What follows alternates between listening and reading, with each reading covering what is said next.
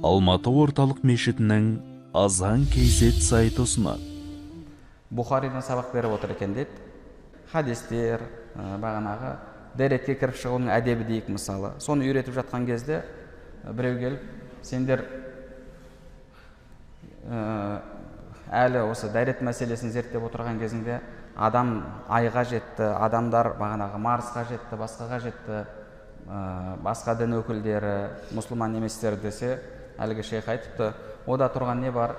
Махлуққа жетті, біз болсақ халиққа жетеміз деп айтты дейді. Жаратылысқа жетіпті, жете берсін. Біз болсақ мынаны оқумен жаратушыға жетеміз. Бізге осы жеткілікті деген мағынадағы сөз айтқан. Бірақ осы сөз дұрыс па? Біз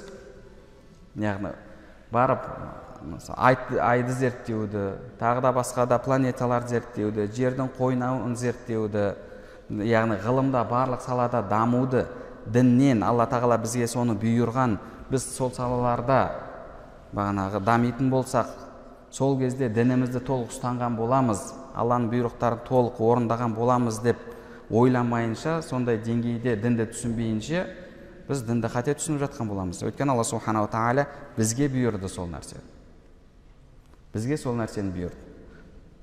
Яғни жалпы тек қана бағанағы құлшылықтың үкімдерін үйренсек болды, бізге сол жеткілікті деп біз ойлаған кезде, біз сонымен жаратушыға жетеміз, ал әлгі адамдар айға күнге жетіп жатса, олар жаратылысқа жетіп жатыр деп ойлайтын болсақ, бұл қате пікір. Біздің дініміз керісінше бағанағы жердің қойнауында зертте, айды да зертте, күнді де зертте, аспанды, жұлдыздарды бәрін зертте деп жатыр. Біз соның барлығын толық зерттейтін болсақ, сол салаларда мамандарымыз болатын болса, біз сол кезде дінді толық ұстанған боламыз.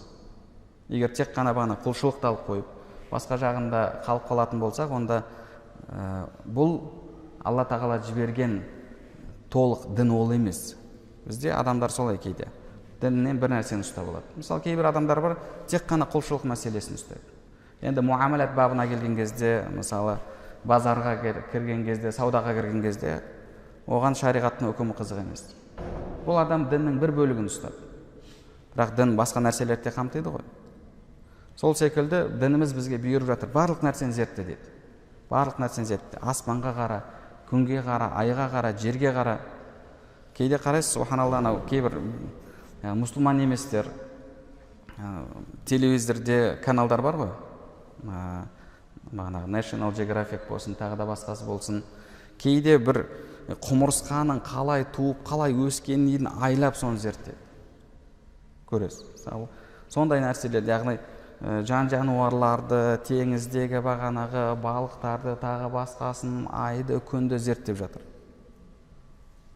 Біз бұны тек қана жаратылысқа жетуі деп қарастыратын болсақ, қателесеміз. Біз мұсылмандар керісінше сол салалардың бәрін игеруіміз керек. Ол жаратылысқа жету емес, біз сол арқылы Алла тағаланың бұйрығын орындап жаратушыға жетеміз. Яғни біз медицина саласында дамысақ, ол біздің жаратушыға жетуіміз.